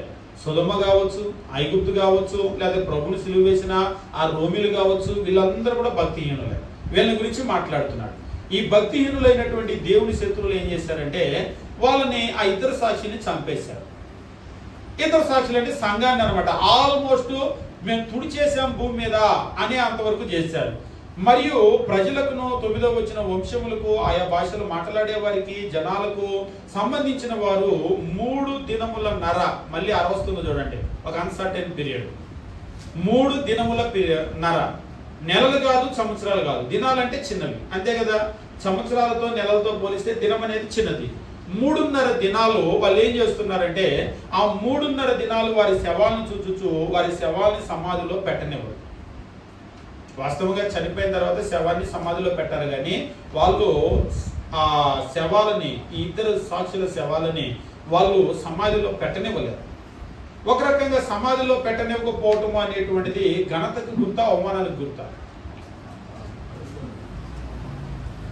కనీసం మర్యాదగా సమాధైనా చేయాలి. వాళ్ళు ఎంత దుర్మార్గులైనా సరే వాళ్ళ శరీరానికి చివరిలో ఏం చేస్తారంటే మర్యాదగా చివరి దహన సంస్కారాలు, లేకపోతే హిందువులైతే క్రైస్తవులైతే తీసుకెళ్లి పాతి పెట్టడమో, అంత్యక్రియలు అంటారు కదా, చివరి క్రియలు అవి చేస్తూ ఉంటారు. అలా కాకుండా ఇప్పుడు కుక్క ఉందనుకోండి, కుక్కను ఏం చేస్తారంటే చచ్చిపోతే రోడ్డు పక్క ఇచ్చి పడేస్తారు. ఇక అంతే. అప్పుడప్పుడు అంటారు కుక్క చావు చేస్తావు నువ్వు అని చెప్పేసి, అంటే గతి లేని చావు చేస్తావని. కానీ మనిషి ఎవరైనా సరే, ముక్కు మొహం తెలియని మనిషి అయినా సరే, ఉదాహరణకి ఇక్కడ ఒక శవం ఉందనుకోండి, వెంటనే ఇక్కడ ఎవరో తెలిసిన చుట్టాలు, బంధువులు, లేకపోతే ప్రభుత్వం జోక్యం చేసుకొని వచ్చి పంచనామం నిర్వహించి జరగాల్సినటువంటి అంత్యక్రియలు వాళ్ళు చేస్తారు. అది ఎవరి శవమైనా సరే, మనిషి అయితే. దాదాపు ప్రపంచంలో అన్ని దేశాల్లో కూడా అట్లనే ఉంటుంది. అది మనిషికి ఇచ్చేటువంటి గౌరవం అన్నమాట. కానీ వీళ్ళు 3.5 దినాల వరకు ఆ శవాన్ని పాతి పెట్టనివ్వట్లేదు. అంటే ఘోరమైన అవమానం అన్నమాట. సంఘానికి ఘోరమైనటువంటి అవమానం. ఆ ఇద్దరు ప్రవక్తలు 10వ వచనము భూనివాసులను బాధించినందున ఏం చేశారంటే, ఈ ఇద్దరు ప్రవక్తలు భూనివాసులను బాధించారు. వీళ్ళు ఎట్లా బాధించారు మనం గ్రహిస్తున్నామో లేదో కానీ మనం చాలా మందిని బాధపెడుతున్నాం. ఎట్లా బాధపెడుతున్నాం? మీ బొమ్మలకు అర్పించిన ప్రసాదాలు మేము తినమంటే వాళ్ళు చాలా బాధపడతారు. మీ దేవుడు తప్పంటే వాళ్ళు చాలా బాధపడతాడు. మీరు అబద్ధం ఆడుతున్నారు తప్పంటే బాధపడతారు. లేకపోతే బాప్తిసం ఇచ్చే యోహాన్ లాగా నువ్వు నీ తమ్ముడు బారిని ఉంచుకోవడం తప్పంటే ఆయన చాలా బాధపడ్డాడు, హట్ అయ్యాడు, ఆయన మనోభావాలు దెబ్బతిన్నాయి. అలాగా మనం ఎప్పుడైతే ఒక మనిషి తప్పు చేస్తున్నాడో ఆ తప్పును తప్పు అని చెప్పినప్పుడు వాళ్ళు బాధపడతారు. వాస్తవంగా మన నుంచి చాలా మంది బాధపడుతూ ఉంటారు. ఇప్పుడు వీళ్ళందరూ, ఈ బాధపడ్డ వాళ్ళందరూ కూడా ఏం చేస్తూ ఉన్నారంటే, ఎప్పుడైతే క్రైస్తవులకు అలాంటి అపజయం అనేటువంటిది రోమా సామ్రాజ్యం వల్ల కలిగిందో, అలాంటి ఘోరమైనటువంటి అవమానం కలిగిందో, ఈ ఇద్దరు ప్రవక్తలు భూనివాసులను బాధించినందున భూనివాసులు వారి గతి చూచి సంతోషించుచు ఉత్సహించుచు ఒకరికొకడు కట్నాలు, బహుమానాలు పంపుకున్నారు. అబ్బా భలే జరిగింది, భలే జరిగింది అని చెప్పేసి వేడుకలు చేసుకున్నారు. అది వాస్తవంగా ఏంటంటే, ఆ ఇద్దరు సాక్షులు చచ్చిపోయారేమో అని చెప్పేసి వాళ్ళు భావించారు. 11వ వచనం, అయితే ఆ 3 దినముల నరాయన పిమ్మట దేవుని యొద్ద నుండి జీవాత్మ వచ్చి వారిలో ప్రవేశించిన గనుక వారు పాదాలు ఊరి నిలిచారు. వారిని చూచిన వారికి మిగులు భయం కలిగినో. సంఘాన్ని చంపాలనుకొని చాలాసార్లు ప్రయత్నం చేసి ఆల్మోస్ట్ ఎక్కువ సంఘాన్ని చంపేసాం అనుకున్నారు. మరలా సంఘం ఏం చేసిందంటే మరలా లేచి నిలిచింది. నిజంగా క్రైస్తవ్యం మీద ఎన్నో దాడులు జరిగినాయి, కొత్త ఏమి కాదు. కానీ నిజం ఏంటంటే క్రైస్తవ్యాన్ని ఎవడు చంపలేడు. ఆ 3.5 దినములు అయిపోయిన తర్వాత దేవుని యొద్ద నుంచి జీవాత్మ వచ్చి వారిలో ప్రవేశించి వాళ్ళు మరలా లేచి పాదాలు ఊని నిలిచారు. సంఘము ఆల్మోస్ట్, మీరు చరిత్ర కనుక చూసినట్లయితే డొమిషన్ కాలంలో ఆల్మోస్ట్ సంఘం చచ్చిపోయింది అనుకున్నారు. కానీ ఏం జరిగిందంటే మరలా లేచి నిలిచింది. నీరో కాలంలో ఆల్మోస్ట్ చచ్చిపోయింది అనుకున్నారు. ఇక క్రైస్తవులు లేరు అనుకున్నారు. ఉన్నోళ్ళు కూడా లోపల ఎక్కడో తలుపులు వేసుకొని ప్రార్థనలు చేస్తుంటే ఏలియా గారికి అన్నాడు కదా దేవుడితో, అయ్యా యెహోవా ప్రవక్తనైన నేను ఒక్కడే బ్రతికాను, ఇంకెవ్వరు కూడా మిగలలేదు. అంటే నా కొరకు బయలుకు మోకాల్లో ఉన్నటువంటి 7,000 మంది ఉన్నారు. అది ఎవరు కనబట్టలేదు, వాళ్ళు లోపల ఎక్కడో ఉన్నారు. అలాగనే నీరో కాలంలో కూడా లోపల ఎక్కడో ఉన్నారు, చచ్చిపోయారేమో అనుకున్నారు. డొమిషన్ కాలంలో చచ్చిపోయారేమో అనుకున్నారు. కానీ సంఘాన్ని ఎవడు కూడా చంపలేడు. ఇప్పుడు కూడా వాళ్ళు ఏమనుకున్నారంటే వాళ్ళు చచ్చిపోయారేమో అని అనుకున్నారు. కానీ ఏమైందంటే 3 దినాలన్నర గడిచిన తర్వాత మరలా దేవుని యొద్ద నుండి జీవాత్మ వచ్చి వారిలో ప్రవేశించింది కాబట్టి వారు పాదాలు ఊని నిలిచారు. వారిని చూచిన వారికి మిగులు భయం కలిగెను. అప్పుడు ఇక్కడికి ఎక్కిరండిని పరలోకం నుంచి గొప్ప స్వరం తమతో చెప్పుట విని మేఘారుడై పరలోకానికి ఆరోహణమై వారు పోవుచుండగా వారి శత్రులు వారిని చూచారు. ఆ గడియలోనే భూకంపము కలిగినందున ఆ పట్టణంలో 10వ భాగం కూలిపోయింది. ఆ పట్టణంలో 10వ భాగం. మళ్ళీ ఇక్కడ ఒక అన్సర్టైన్ నెంబర్, 10వ భాగం. 10వ భాగం కూలిపోయింది. ఆ భూకంపం వల్ల 7,000 మంది చచ్చారు. 7,000 మంది, 1000, 7 × 1000, 7 సంపూర్ణమైన సంఖ్య. దేవుడు సంపూర్ణంగా సాగుగొట్టేశాడు. 7,000 మంది చచ్చారు. మిగిలిన వారు భయక్రాంతులై పరలోకపు దేవుని మహిమపరిచారు. కాబట్టి సంఘం అనేటువంటిది మరలా లేవటము, మరలా వాళ్ళు అక్కడికి వెళ్ళిపోవటము, దేవుని దగ్గరికి వెళ్ళేటప్పుడు వీళ్ళందరూ కూడా చూడటము, గొప్ప భూకంపం, దేవుడు ఒక ఉగ్రతను వాళ్ళ మీదకి తీసుకుని రావటము, 10వ భాగం అక్కడ పట్టణం అంతా కూడా కూలిపోవటము, ఆ భూకంపం వల్ల 7,000 మంది సంపూర్ణంగా చావటము, చచ్చిన తర్వాత మిగిలినటువంటి వాళ్ళు ఎవరైతే ఉన్నారో భయక్రాంతులై పరలోకపు దేవుని మహిమపరచుకోరు. ఇదంతా కూడా మనము ఈ 11వ అధ్యాయంలో చూస్తూ ఉంటాం అనమాట. 14వ వచనంలో అంటాడు, 2వ శ్రమ గతించును, ఇదిగో 3వ శ్రమ త్వరగా వస్తూ ఉంది. కాబట్టి ఒకటి తర్వాత ఒకటి శ్రమలు వాళ్ళకి వస్తూ ఉన్నాయన్నమాట. కాబట్టి ఇది 2వ శ్రమల గురించి మాట్లాడుతూ ఉన్నాడు. ఏమిటి శ్రమ అని చెప్పేసి అంటే, క్రైస్తవులకు దాదాపుగా 42 నెలలు ఈ భక్తులు ఉన్నారు కదా, ఎవరైతే ఈ మందిరాన్ని కొలువు అని చెప్పేసి కొలకర్ర ఇచ్చారు. ఆ కొలకర్ర ఇచ్చి ఎవరెవరు ఉన్నారు కొలువు, మందిరం కొలువు, బలిపీఠం కొలువు, ఆరాధికుల్ని కొలువు అని చెప్పేసి అన్నాడు. అంటే దేవుడు తన బిడ్డలు ఇంకా ఎవరు మిగిలి ఉన్నారు అని కొలత వేసుకుంటున్నాడు, జాగ్రత్తగా చూసుకుంటున్నాడు. అందులో మనం ఉన్నామా లేదా దేవుడు జాగ్రత్తగా చూస్తాడు. ఆరాధన సరిగా వస్తున్నామా, లేటుగా వస్తున్నామా, టీవీ దగ్గర కూర్చుంటున్నామా, దేవుని కొరకు ప్రాణం ఇచ్చేటువంటి స్థితిలో ఉన్నామా, ఏదో వచ్చి కూర్చొని వెళ్ళిపోతున్నామా, దేవుడు ఏదో నేను వచ్చి కూర్చున్నానంటే నమ్మడు, జాగ్రత్తగా కొలత వేసుకుంటాడు ఆయన. మన భక్తి ఎంతో మనకు తెలుసో లేదో కానీ మన భక్తిని ఆయన కొలుసుకుంటున్నాడు, ఆయనకి తెలుసు మన భక్తి ఎంతో.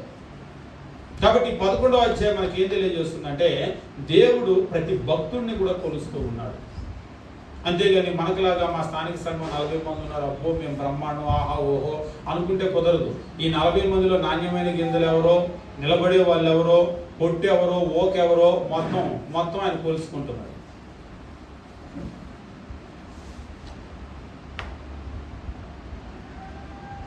ఇందులో ఏమైనా ప్రశ్నలు?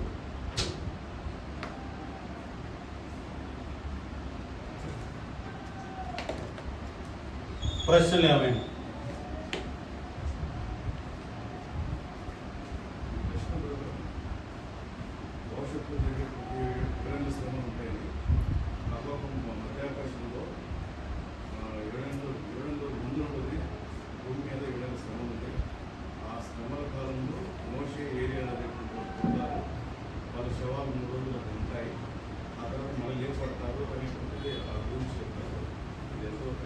అయితే వాస్తవంగా అవి ఏవి కూడా బైబిల్కి సంబంధించినవి కాదు. ఒక విషయం మీరు గమనించండి, ప్రకటన గ్రంథం అనేటువంటిది ఆ రోజుల్లో ఉన్నటువంటి భక్తులకు వాళ్ళ శ్రమల్లో ప్రోత్సహించడానికి రాశారు. ఉదాహరణకి ఇప్పుడు కూడా జరగలేదు, ఇంకెప్పుడో జరిగే విషయం వాళ్ళకి రాయటం వల్ల వాళ్ళకు ఉపయోగం ఏముంటుంది? కాబట్టి ప్రకటన గ్రంథం అనేది మొట్టమొదట వాళ్ళకి పనికొచ్చే పుస్తకం, ఆ తర్వాత మనందరికీ పనికొచ్చే పుస్తకం. అంతేగాని ఎప్పుడో పుట్టే ఏలే, ఎప్పుడో పుట్టే మోసే అయితే మేము చదువుకొని ఏం చేసుకుంటామని అంటారు. అంతేగా వాళ్ళకి సంబంధం లేదు అసలు అది. కాబట్టి మనం ప్రకటన గ్రంథం ప్రారంభంలోనే ఒక మాట చూసాము, ఇవి త్వరలో సంభవింపనై ఉన్నవి అని చెప్పేసి అంటాడు. కాబట్టి అవి చాలా దగ్గరలో, కొన్నేమో అప్పుడే జరిగిపోతున్నాయి, కొన్నేమో చాలా త్వరలో జరగబోతున్నాయి, ఎప్పుడో అంటానికి లేదు అది. కాబట్టి అక్కడ మీరు ప్రకటన గ్రంథం అంతా కూడా గమనించేటప్పుడు అందులో ఉన్నటువంటి ఆ క్రూర మృగం ఎవరంటే రోమా సామ్రాజ్యం. ఆల్రెడీ అది ఎప్పుడో పతనం అయిపోయింది, ఇక మరలా రాబోయేది లేదు అది, ఇంక ఇప్పుడో నెరవేరటానికి. ఆల్రెడీ నెరవేరి పాపం వాళ్ళు కూడా అంతా కాలగర్భంలో కలిసిపోయారు. ఇవాళ అసలు రోమ్ వెళ్ళి చూస్తే మీకు ఆ దేవాలయాలు కనపడవు. ఒకప్పుడు జరిగిన భయంకరమైన విగ్రహారాధన ఉంది. ఇప్పుడు రోమ్ వెళ్ళండి, ఇటలీ వెళ్తే మీకు అక్కడ చర్చెస్ కనపడితే కానీ అక్కడ ఆ పాత దేవతలు దేవాలయాలు లేవు. అవన్నీ ఎప్పుడో కాలగర్భంలో కొట్టుకొని వెళ్ళిపోయినాయి. ఏంటి మాకు అలాంటి దేవాలయాలు ఉంటాయని వాళ్ళు ఆశ్చర్యపోతారు. మేము ఎప్పుడు చేసాం విగ్రహారాధన అంటారు. అవన్నీ అంతరించిపోయింది, మొత్తం అంతా కూడా అయిపోయింది. ఇప్పుడు ఇంకెప్పుడో జరిగేది కాదు. ఇంకా ప్రకటన గ్రంథంలో జరగవలసింది ఏమైనా మిగిలి ఉంది అంటే అది క్రీస్తు ప్రభు యొక్క 2వ రాకడ.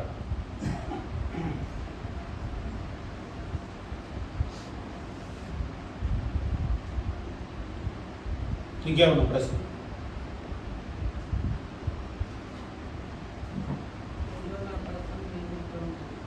రెండో రాకడ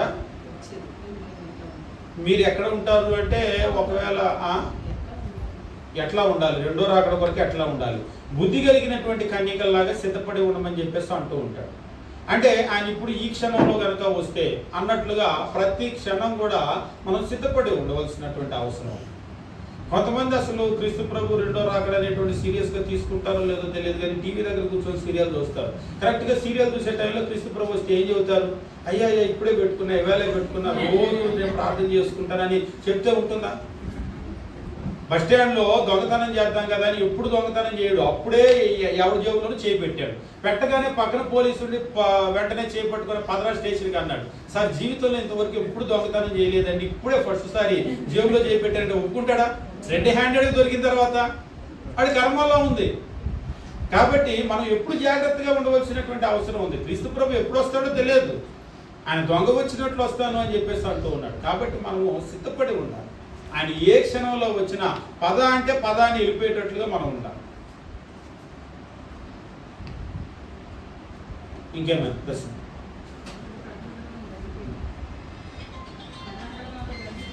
అంతా జరిగిపోలేదు. అందులో క్రీస్తు ప్రభు రెండో రాకడ మాత్రం మిగిలి ఉంది. దాదాపుగా మీరు ప్రతి అధ్యాయం కూడా చదివేటప్పుడు దాదాపుగా అంతా రోమా సామ్రాజ్యం అంతా పతనం అయిపోవటం. ప్రకటన గ్రంథంలో కన్క్లూజన్ ఏమిటి అంటే మహాబబులోను కూలిపోయాను అనేటువంటి ఒక అనౌన్స్మెంట్ వస్తుంది. అది కన్క్లూజన్ అనమాట. ఎవరు ఆ మహాబాబిలోన్ అంటే బాబిలోన్ అనేటువంటిది ఇజ్రాయేల్ దేవుని ప్రజల శత్రువు. వాళ్ళు చెరక పట్టుకెళ్ళారు కదా. ఇప్పుడు క్రొత్త నిబంధనలో దేవుని ప్రజలైన క్రైస్తవుల శత్రువు ఎవరంటే రోమ్. కానీ రోమ్ అని రాస్తే ఊరుకోరు వాళ్ళు, ఎందుకంటే పద్మాసు ద్వీపం నుంచి ఆ లెటర్ బయటికి కూడా రాదు. అందుకని ఏం చేశారంటే సూచనల ద్వారా రాశారు. మహాబబులోను కూలిపోయిందంటే దేవుని ప్రజల సామ్రాజ్యం, దేవుని ప్రజల శత్రువు సామ్రాజ్యం కూలిపోయిందని. మహాబబులోను కూలిపోయిందంటే ఇప్పుడున్నటువంటి దేవుని ప్రజల శత్రువు ఎవరు? రోమ్ కూలిపోయింది అని. కాబట్టి రోమ్ కూలిపోవడం ఎప్పుడు జరిగింది? కొన్ని వందల సంవత్సరాల క్రితం జరిగిపోయింది. మహాబబులోను కూలిపోవడంతో ప్రకటన గ్రంథం అనేటువంటిది క్లైమాక్స్కి వచ్చేస్తాం. ఇక అందులో మిగిలి ఉన్నది ఏంటంటే 22వ అధ్యాయంలో క్రీస్తు ప్రభు యొక్క రాకడ ఉంది. అది మిగిలి ఉంది అంతే. దాదాపు ప్రకటన గ్రంథం అంతా అయిపోయింది. అది అర్థం కాక కొంతమంది ఇది హిట్లర్ గురించి రాశాడు, ముస్సోలిని గురించి రాశాడు, రాజీవ్ గాంధీ గురించి రాశాడు, ఇదిగో చెప్పాడు ప్రకటన గ్రంథంలో ఇది జరుగుతుంది అది జరుగుతుంది. ఏం జరుగుతుంది? పొట్టకోస్తే అక్షరం ముక్క రాదని అంటారు కదా. పొట్టకోస్తే బైబిల్ ముక్క రాక ఆటికి ఇటికి పోల్చడం ఇదంతా. ఇప్పుడు దేవుని వాక్యంతో పోల్చాలి. మనం ఏదో హిట్లర్తో పోల్చాలి. అసలు హిట్లర్కి బైబిల్కి ఏంటి సంబంధం? అలాగా కొంతమంది ఏం చేస్తూ ఉంటారంటే భూమి మీద ఉన్నటువంటి ఎవరెవరితోనో పోలుస్తూ ఉంటారు. ఒకవేళ మీ పోలికలు బాగుండొచ్చు, అందమైనటువంటి కథలుగా ఉండొచ్చు, కానీ దేవుని వాక్యానికి సంబంధించినవి కావు అవన్నీ కూడా. ఇది మొదటి శతాబ్దంలో ఉన్న క్రైస్తవులకు రాయబడింది. హిట్లరే కూడా వాళ్ళకేం తెలుసు, వాడు ముక్కు మొహం కూడా తెలియదు హిట్లర్.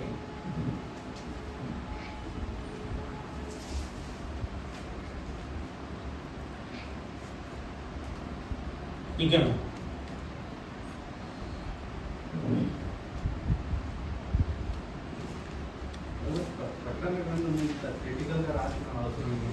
అది వాస్తవంగా మనం ఇంట్రడక్షన్ లో చూడాల్సింది. ప్రకటన గ్రంథం ఎందుకు అంత క్రిటికల్ గా రాశారంటే ఆల్రెడీ ఇప్పుడు మీకు అర్థమైంది.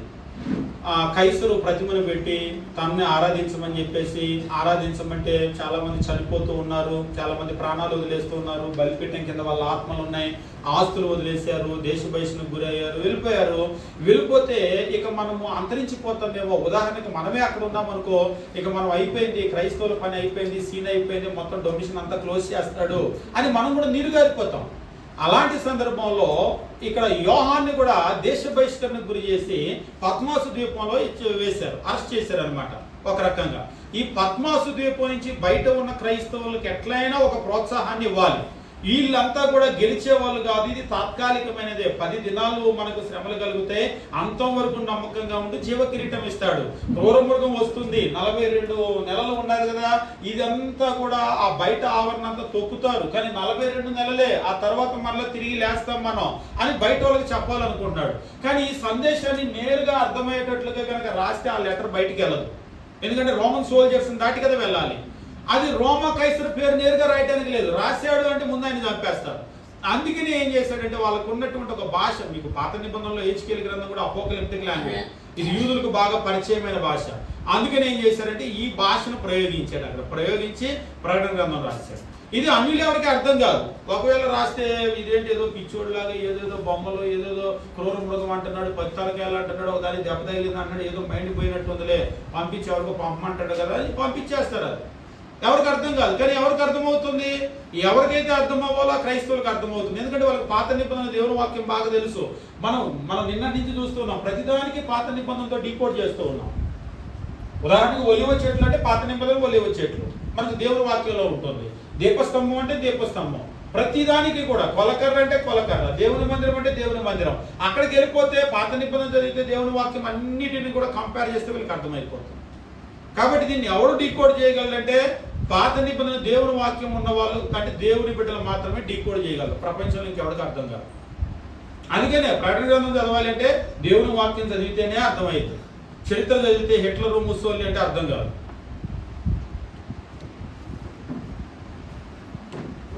కాబట్టి ఎందుకు ఆయన అట్లా రాయాల్సి వచ్చింది అంటే ఆయన పద్మాసు ద్వీపంలో ఆయన 1వ అధ్యాయంలోనే తెలియజేస్తూ ఉంటాడు. ఆయన తను ఇచ్చినటువంటి సాక్ష్యాన్ని బట్టి పద్మాసు ద్వీపంలో నేను పరవాసిగా ఉన్నాను అని అంటాడు.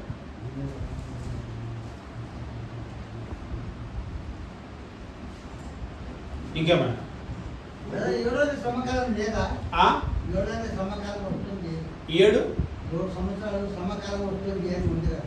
ఎక్కడ ఏ వచ్చిన ప్రకటనలోనే ఉంది. అది ఏ వచ్చిన పర్టికులర్ గా ఇప్పుడు ప్రకటనలో ఉంటుంది, గోనెలో రాళ్ళు మొట్ట కట్టినట్టు కాకుండా ఇప్పుడు 11వ అధ్యాయం ఉందంటే 11వ అధ్యాయంలో ఇది మనకి సందర్భం, 10వ అధ్యాయం ఉందంటే అది సందర్భం. మీరు ఏదైనా పర్టికులర్ గా చెప్పండి. 7 అనేది చాలా చోట్ల ఉంది. నేను చెప్తున్నా కదా, 7 చాలా చోట్ల ఉంది ప్రకటన గ్రంథంలో. ఎక్కడ 7 ఎక్కడ 7 సంవత్సరాలు, ఏ శ్రమకాలం? ఇక్కడైతే ఒక శ్రమకాలం మనకు కనబడుతూ ఉంది. అది 7 కాదు. 7 ఎప్పుడు సంపూర్ణమైన సంఖ్య. 7 సంవత్సరాల శ్రమే కూడా 7 సంవత్సరాలు పర్ఫెక్ట్ గా సంపూర్ణంగా శ్రమలు వస్తాయండి. అట్లా ఎప్పుడు కూడా ఉండదు. ఎందుకంటే వాళ్ళకి విజయం అనేది తథ్యం. ఖచ్చితంగా ఒక అసంపూర్ణమైనటువంటి కాలమే ఉంటుంది. అన్సర్టైన్ పీరియడ్ మాత్రమే దేవుని బిడ్డల్ని ఎవడైనా ఇబ్బంది పెట్టగలరు. పరిపూర్ణమైన కాలాన్ని వాళ్ళు ఇబ్బంది పెట్టే ఎవడ వల్ల కాదు.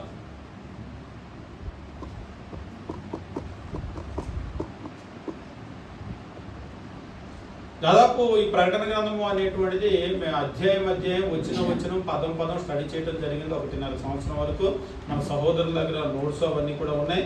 మీకు డీటెయిల్డ్గా కనుక కావాలనుకుంటే వాటిని మీరు అధ్యయనం చేయండి. ప్రతి అధ్యాయం, ప్రతి వచనం, ప్రతి పదానికి కూడా అందులో అర్థం ఉంటుంది. ఇందులో నేను నిన్న చెప్పినట్లుగా రోమా చరిత్ర ఖచ్చితంగా తెలిసి ఉండాలి. 1st century రోమన్ హిస్టరీ ఖచ్చితంగా తెలిసి ఉండాలి. అది తెలియకుండా దీన్ని డీకోడ్ చేయలేము. ఎందుకంటే అది ఆ రోజుల్లో ఉన్న క్రైస్తవులకు రాశారు. ఆ సందర్భంలో వాళ్ళు ఎట్లయితే ఉన్నారో ఆ సందర్భంలో మనం ఉంటే తప్ప అర్థం. ఉదాహరణకి ఎఫెసీలకు రాసిన పత్రిక ఉంది. ఇవాళ కూర్చొని చదివితే మనకు అర్థం కాదు. ఆ రోజున్న ఎఫెసీలకు అది రాశారు. కొరింథీలకు పత్రిక ఆ రోజున్న కొరింథీలో ఉన్నటువంటి సమస్యలు రాశారు. కాబట్టి మనం అక్కడ కొరింథీ, అందుకనే మనం పత్రికలు చదివేటప్పుడు కొరింథీలకు రాసిన పత్రిక అంటే ముందు కొరింథీ పట్టణం ఏంటి, 1st centuryలో కొరింథీ ఎట్లుంది, పౌలు వెళ్ళినప్పుడు ఎట్లుంది, అక్కడ సమస్యలు ఏంటి ముందు చదువుతాం. అట్లనే ప్రకటన గ్రంథం చదవాలంటే 1st centuryలో అక్కడ ఉన్నటువంటి పరిస్థితులు ఏంటి, క్రైస్తవులు ఏంటి, రోమా ఏంటి, ప్రభుత్వం ఏంటి, ఇవన్నీ చదవాలి. ఇంకేమైనా రూపాంతరం కొండలో మోసే ఏలియా అంటున్నారు. అది మత్తయి సువార్తలో వాటి సువార్తల దగ్గర మీకు కనబడుతూ ఉంటారు. అది వేరే అది పూర్తిగా ప్రకటన గ్రంథంకి రిలేటెడ్ కాదు. క్రీస్తు ప్రభు రూపాంతరం చెందినటువంటి సందర్భం అది. అక్కడ మోషేను ఏలియా కనబడుతూ ఉంటారు. మోషే ఏలియా అంటే అది ఒక ప్రత్యేకమైనటువంటి అర్థము. అంటే మోషే అనగానే ఇజ్రాయేలీలకు ఎవరు గుర్తొస్తారు?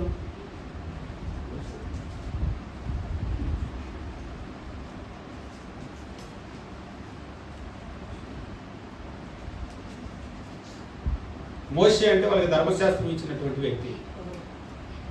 ఏలియా అంటే ప్రవక్తలకి ప్రారంభమైన ప్రవక్తలు ఏలియాతో ప్రారంభమయ్యారు. కాబట్టి మోషే ధర్మశాస్త్రం దేవుని వాక్యం ఇచ్చినటువంటి వ్యక్తి. ఏలియా ప్రవక్తలకి ప్రారంభం. ప్రవక్తలు అంటే దేవుని మాటలు ఇచ్చేవాళ్ళు. అక్కడ మోషే ఏలియా కనబడ్డారు. అందుకని అక్కడ పేతురు అంటాడు, అయ్యా మోషేకు ఒకటి, ఏలియాకు ఒకటి, నీకు ఒకటి గుడారం వేస్తాం పర్ణశాలలో అని అంటారు. అంటే మోషే చెప్పిన దేవుని మాటలు వింటాం, ఏలియా చెప్పిన మాటలు వింటాం, నీ మాటలు కూడా వింటాం. అంటే యేసు ప్రభుని వాళ్ళిద్దరితో సమానం చేశారు. అప్పుడు ఆకాశం నుంచి ఒక శబ్దం వస్తుంది మేఘంలోంచి, ఈయన నా ప్రియ కుమారుడు, ఈయన నేను ఆనందించుచున్నాను, ఈయన మాట వినండి. మీరు వినాల్సింది మోషే మాట కాదు, ఏలియా మాట కాదు. ఈ ఇద్దరికి కూడా ఇంకొక విశిష్టత ఉంది. అదేమిటి అంటే మోషే ఆయన ఐగుప్తు దాస్యం నుంచి ప్రజలను బయటకు తీసుకొని వచ్చారు. ఏలియా కూడా ఆ రోజు ఉన్నటువంటి విగ్రహాలను ఆరాధించేటువంటి ప్రజలను ఎదురు నిలబడి బయటకు తీసుకొని వచ్చినటువంటి వ్యక్తి. ఇప్పుడు క్రీస్తు ప్రభు కూడా ఏం చేయబోతున్నాడు అంటే దాన్ని చేయబోతూ ఉన్నాడు.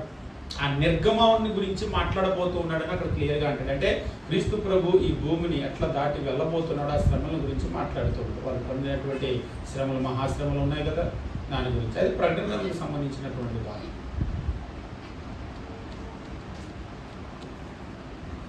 ఇంకేం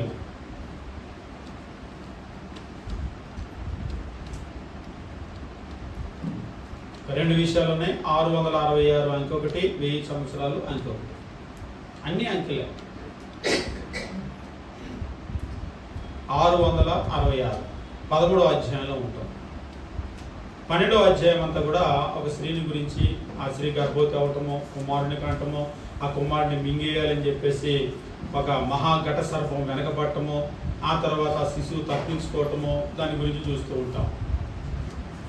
అది అయిపోయిన తర్వాత 13వ అధ్యాయంలో సముద్రంలో నుంచి వచ్చినటువంటి ఒక మృగము, భూమి మీద నుంచి వచ్చినటువంటి ఒక మృగము, 2 మృగాలు కనబడతాయి. సముద్రంలో నుంచి వచ్చినటువంటి మృగం అనేది రోమ సామ్రాజ్యం. ఎందుకంటే రోమ సామ్రాజ్యాన్ని కనుక చూసినట్లయితే వాళ్ళు లేస్తే సముద్రం మీద బయలుదేరి ఓడల మీద వెళ్ళి యుద్ధాలు చేసేవాళ్ళు. మీకు దానియేలు గ్రంథంలో కూడా చూపిస్తూ ఉంటాడు, సముద్రంలో నుంచి వచ్చినటువంటి మృగం అన్నమాట. బాబిలోను, మాదీ పారసీక, గ్రీకు, రోమ, వీటిని చూపించేటప్పుడు ఈ 4వ సామ్రాజ్యం రోమ సామ్రాజ్యం సముద్రంలో నుంచి వచ్చినటువంటి మృగంగా దాన్ని చూపిస్తూ ఉంటాడు. కాబట్టి సముద్రంలో నుంచి వచ్చినటువంటి మృగం ఎవరు అంటే అది రోమ సామ్రాజ్యం. మరి భూమి మీద నుంచి వచ్చినటువంటి మృగం ఎవరు అంటే ఈ భూమి మీద నుంచి వచ్చినటువంటి మృగము ఆ సముద్రంలో నుంచి వచ్చినటువంటి మృగానికి మొక్కమని ఈ మనుషులందరినీ బలవంతం చేస్తుంది. అంటే కాన్సిలియా అంటే ఇందాక చెప్పాను కదా, అధికారులు, ఈ అధికారులు వచ్చి అందరినీ కూడా కైసరికి మీరు ఆరాధన చేయండి అని బలవంతం చేస్తూ ఉంటారనమాట. ఆ మొదటి మృగం అధికారం ఇచ్చింది 2వ మృగానికి. అంటే ఆ కైసరు ఈ కాన్సిలియాకి అధికారం ఇచ్చి పంపించడానికి గురించి మాట్లాడుతూ ఉంటాడు. ఇక తర్వాత 13వ అధ్యాయం చివరికి వచ్చేసరికి 666 అంకి చెప్తూ ఉంటాడు. ఏం జరగబోతుంది అంటే ఒక రకంగా ఆ కైసరు అధికారం ఇచ్చి కాన్సిలియాని పంపించినప్పుడు ముద్ర వేస్తూ ఉన్నారు, ఆరాధించిన ఆరాధికులకు ముద్ర వేస్తున్నారు, ఆరాధించినటువంటి వాళ్ళకి ఏం జరగబోతుంది అనేది 13వ అధ్యాయంలో చెప్తాడు. దాని గురించి రాయబడి